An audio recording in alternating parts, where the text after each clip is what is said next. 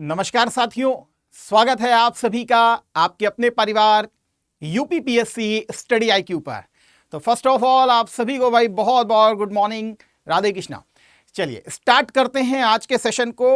और आज भी बहुत बेहतरीन क्वेश्चन आपके लिए बेसिकली लेकर के आए हैं और इन क्वेश्चंस को लगातार आप सॉल्व करते रहिए। आपके बहुत सारे मेरे पास टेलीग्राम में भी बेसिकली मैसेजेस आ रहे हैं, तो बहुत बहुत शुक्रिया आप सभी का। टेलीग्राम पे जुड़े रहिए, आपको और भी जो हम बेहतर कर सकते हैं वहां पर भी कोई जो इस तरीके की कुछ प्रोसेस को लगातार हम शामिल करेंगे। तो चलिए भाई, आशा करते हैं आप सभी बहुत खुश होंगे, मस्त होंगे, पढ़ाई बहुत जिजीविषा के साथ कर रहे होंगे। चलिए आज के सेशन को स्टार्ट करते हैं। बहुत विनम्र निवेदन है, अगर नहीं ज्वाइन किए हो तो अवश्य ज्वाइन कर लीजिए, क्योंकि इसमें बहुत सारा कंटेंट आपको मिलेगा। उत्तर प्रदेश पेपर 5 से भी मिलेगा, साथ में जो रेगुलर सेशंस रहते हैं उसकी तो पीडीएफ आपको मैं यहां शेयर करता ही हूं। यह हमारा ऑफिशियल टेलीग्राम चैनल है। ऑफिशियल टेलीग्राम चैनल पे भी लगातार आपको बहुत सारे क्वेश्चंस यहां पर शेयर किए जाते हैं।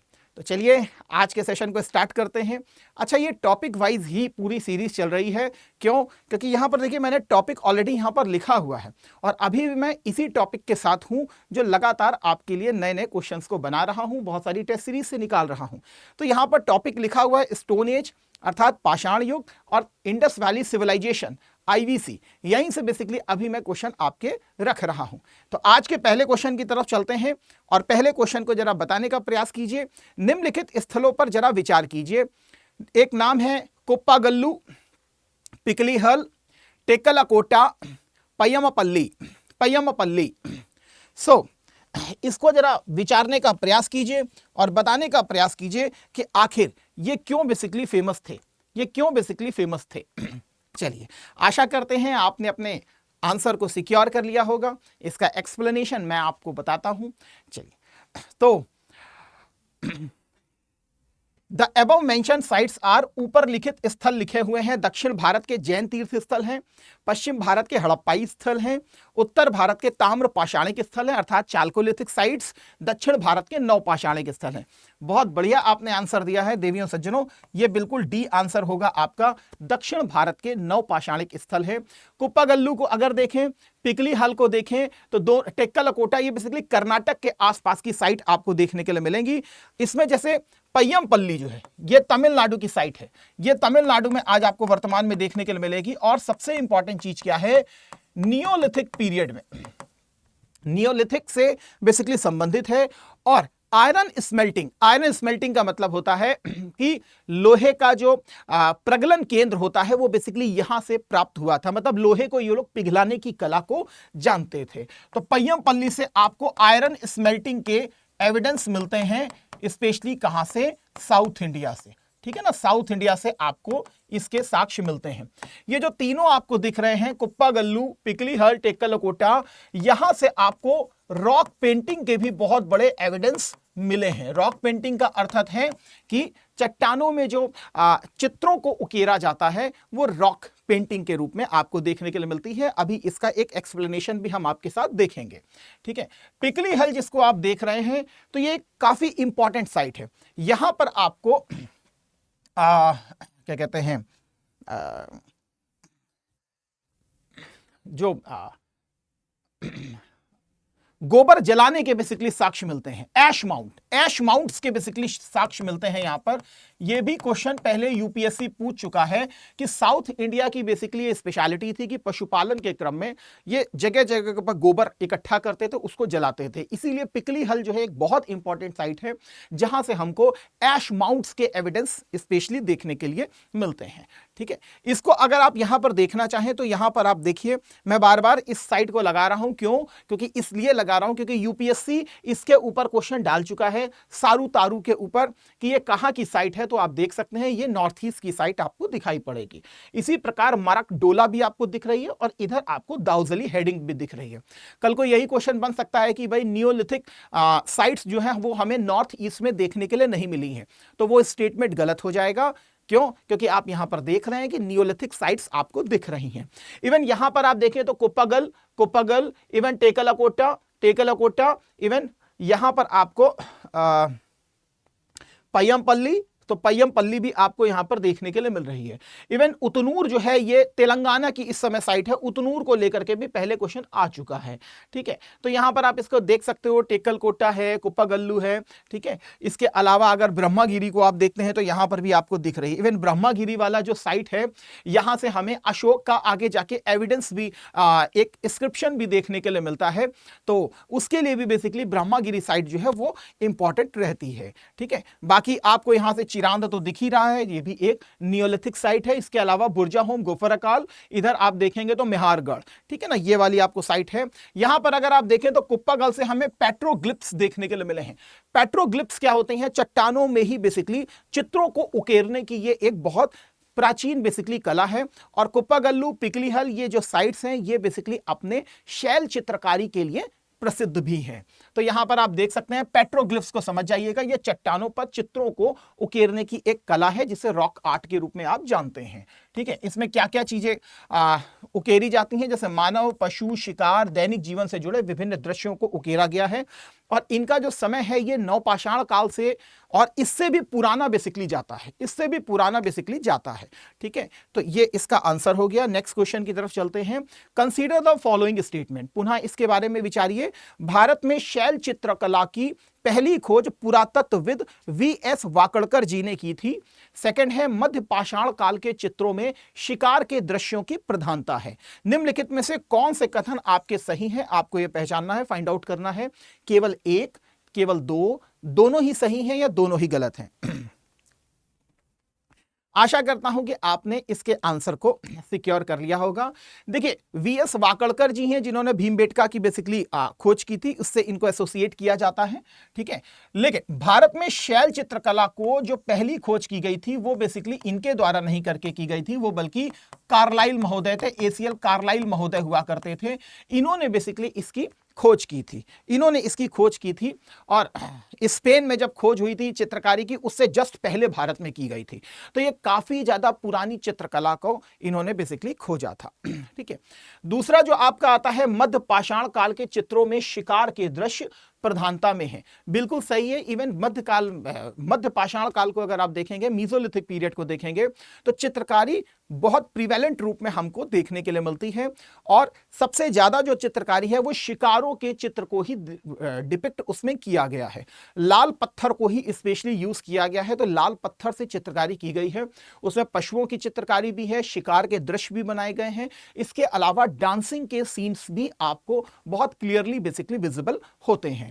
ठीक है, तो यह बात बिल्कुल आपकी सही है। इवन अपर पैलियोलिथिक पीरियड, जिसे आप ऊपरी पूरा पाषाण काल के रूप में जानते हैं, वहां से भी हमें चित्रों के एविडेंस देखने के लिए मिल गए थे। तो लेकिन मध्य पाषाण काल में प्रॉपर जो है चित्रों की प्रधानता हमको मिली थी। ठीक है, तो इसका आंसर कौन सा सही हो जाएगा? बी आपका सही हो जाएगा। तो भाई बी जिसने भी लगाया है आप बिल्कुल ठीक हैं। ठीक है, पहला जो है आपका गलत है, यहां वाकड़कर महोदय नहीं होगा। नेक्स्ट क्वेश्चन, निम्नलिखित बंदरगाहों पर आप विचार कीजिए।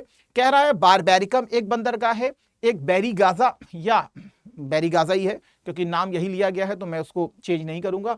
अरिकामेदु एंड मुजिरिस उपयुक्त प्राचीन बंदरगाहों में कितने पश्चिमी तट पर स्थित हैं? क्वेश्चन को ठीक से पढ़िएगा, यहां पश्चिमी तट की बात कर रहा है। केवल एक बंदरगाह, केवल दो बंदरगाह, केवल तीन बंदरगाह, या चारों के चारों बंदरगाह आपको देखने के लिए मिलेंगे? तो बारबैरिकम, बैरीगाजा, अरिकामेदु एंड मुजिरिस।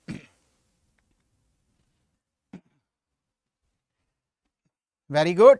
तो भाई देख लेते हैं इसके आंसर को। अच्छा, देखिए बारबैरिकम जो है ये इंडस वैली सिविलाइजेशन में आपको बंदरगाह देखने के लिए मिलेगा। इधर आप सिंधु नदी के पास देखेंगे तो वहां पर आपको ये बंदरगाह देखने को मिलेगा, कराची के पास में। तो गुजरात से जस्ट नियर अबाउट आपको देखने को मिलेगा बारबैरिकम बंदरगाह। उसी प्रकार बैरीगाजा जो है इसे आप भड़ौच या भरूच के नाम से भी जानते हैं। काफी ज्यादा फेमस रहा है एंशिएंट हिस्ट्री में यह बंदरगाह। तो भड़ौच बंदरगाह काफी फेमस था, तो यह भी आपको वेस्टर्न कोस्ट में ही देखने के लिए मिलेगा। इसके अलावा मुजिरिस की बात करें तो मुजिरिस है, तौंडी है, बंदर है, ये जितने भी आप, कल्याण है, सोपारा है, ये जितने भी बंदरगाह हैं ये आपको वेस्टर्न कोस्ट की साइड ही अलाइन होते हुए दिखाई देंगे। तो अरिकामेदु जो है ये आपको पूर्वी कोस्ट की तरफ दिखाई पड़ेगा और ये इंडो यूनानी रोमन बस्ती के लिए स्पेशली प्रसिद्ध था, रोमन बस्ती के लिए सबसे ज्यादा प्रसिद्ध था। और यहां पर हमको बहुत सारे रोमन उपकरण भी बेसिकली मिले हैं। ठीक है, तो इसका जो सही आंसर होगा वो आपका सी आंसर होगा 3। यहां पर अगर आप देखें तो आपको समझ में आएगा कि ये है आपका बारबेरिकम, जो बारबेरिकम की स्थिति लोकेशन आपको ये दिखाई गई है। ये ऑलरेडी क्वेश्चन आस्क किया जा चुका है। ठीक है, दूसरा आपको यहां पर यह बंदरगाह दिख रहा है जिसका नाम है बेरी गाजा। इसी को ही आप भड़ौच के रूप में जानते हैं या भरुकच के रूप में जानते हैं। जो हिंद यवंत है उन्होंने इसको भड़ौच भरुकच के रूप में भी तब्दील किया था। ये आपको दिख रहा है मुजरिस, मुजरिस चेरों के बंदरगाह के रूप में आपको देखने के लिए मिला था, चेर साम्राज्य के।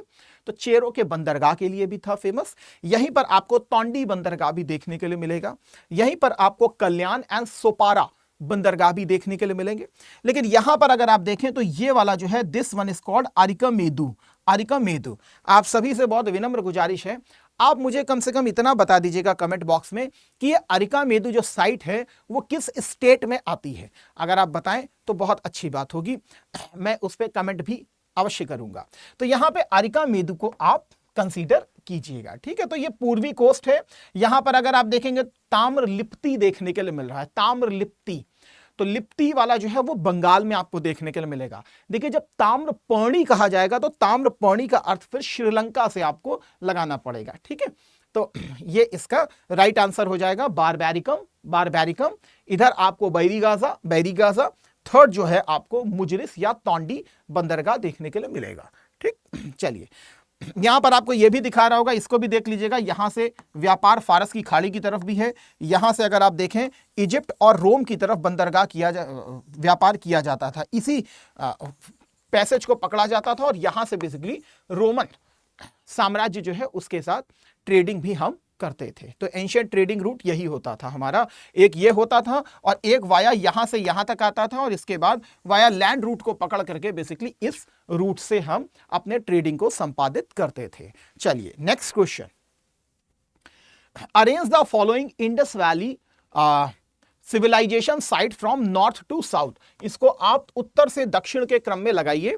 रोपर, कालीबंगान, धौलावीरा एंड कुंतसी। कुंतसी नीचे दिए गए कूट का प्रयोग करें और सही उत्तर की तरफ जाएं। 4 3 2 1 3 4 2 1 1 2 3 4 1 2 4 3। तो क्या लगता है आपको?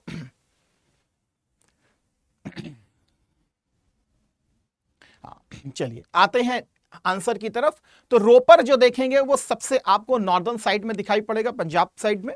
ठीक है, कालीबंगान जो है आपको राजस्थान इलाके में दिखाई पड़ेगा।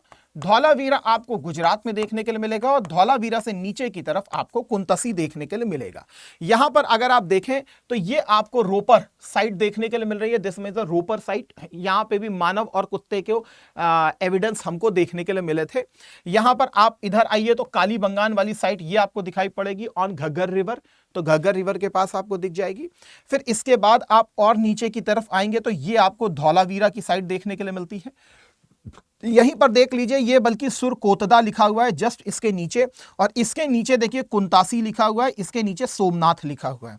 वैसे भी मैप बेस्ड क्वेश्चन जो है इस समय आयोग जो है वो गंभीरता से ऐसे क्वेश्चंस को ले रहे हैं। तो आपसे बहुत विनम्र गुजारिश है कि आप मैप की स्टडी अवश्य करें, क्योंकि मैप से क्वेश्चन पूछने की संभावना बढ़ रही है।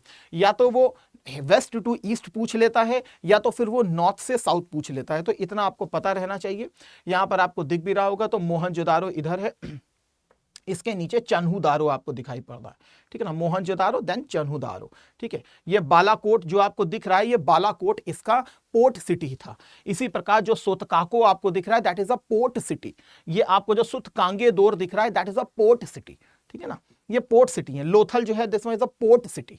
ठीक, तो रोपर, कालीबंगान, धौलावीरा एंड कुंतसी। तो ऑप्शन के अकॉर्डिंग अगर आप जाइए तो देख लीजिए कि 1 पहले आ जाएगा, फिर आपका 2 आ जाएगा, फिर 3 आ जाएगा, फिर 4 आ जाएगा। तो 1 2 3 4 आपको इसका आंसर देखने के लिए मिलेगा। ठीक है, तो ठीक है देवियों सज्जनों, आज के सेशन को यही विराम देते हैं। पुनः आप सभी का बहुत बहुत शुक्रिया कि आप लगातार इस सीरीज को पसंद कर रहे हैं, बहुत बहुत थैंक यू सो मच। अच्छा, ये तो हमारा एक इनिशिएटिव है स्पेशली जो आप यूट्यूब पे देखते हैं, लेकिन आप में से कोई भी भाई बहन हमारे साथ बेसिकली एक स्ट्रक्चर्ड मैनर में तैयारी करना चाहता है, जो बेसिकली टारगेट कर रहा है मिशन 6 दिसंबर को, तो ये उसी के लिए ही बेसिकली बैच हमने क्रिएट किया हुआ है। ये बैच स्पेशली आपका 7 मई से हम लोग स्टार्ट करेंगे। पूरी टीम आपके साथ यहां पर जुड़ती है और आज तो हमारे टीम में एक बहुत खास मेंबर भी जुड़ चुके हैं और आप इसके साक्षी भी बन चुके हैं, हमारे प्यारे बड़े भाई इमरान सर। तो उनका भी मार्गदर्शन आप सभी को प्राप्त होगा। तो आपको यहां पर मिलेंगे बेसिकली आरंभ बैच आपको देखने के लिए मिल रहा है, ठीक है। तो आपको किसी भी बैच को लेना हो तो ये मेरा बेसिकली कोड है, ये मेरा बेसिकली कोड है, आप इसको यूज कर सकते हैं, साइन लाइफ। आपको मैक्सिमम डिस्काउंट तो मिल ही जाएगा, एज अ पर्सनल मेंटरशिप भी मेरी मिलेगी, या डायरेक्टली आप मुझे भी व्हाट्सअप यहां पर कर सकते हैं, किसी भी बैच के रिगार्डिंग व्हाट्सअप आप मुझे कर सकते हैं, या आप हमारी टीम को फोन करें तो टीम में आप बता सकते हैं कि भाई सुमित सर ने बेसिकली बोला है, तो वो आपको मैक्सिमम डिस्काउंट प्रोवाइड कर देते हैं। इन्हीं शब्दों के साथ देवियों सज्जनों, आज के सेशन को यही विराम देते हैं। आप सभी के उज्जवल भविष्य की हम कामना करते हैं। सेशन को यही विराम देते हैं। Thank you. जय हिंद, जय Bharat, Vande Mataram. God bless you all. Thank you so much.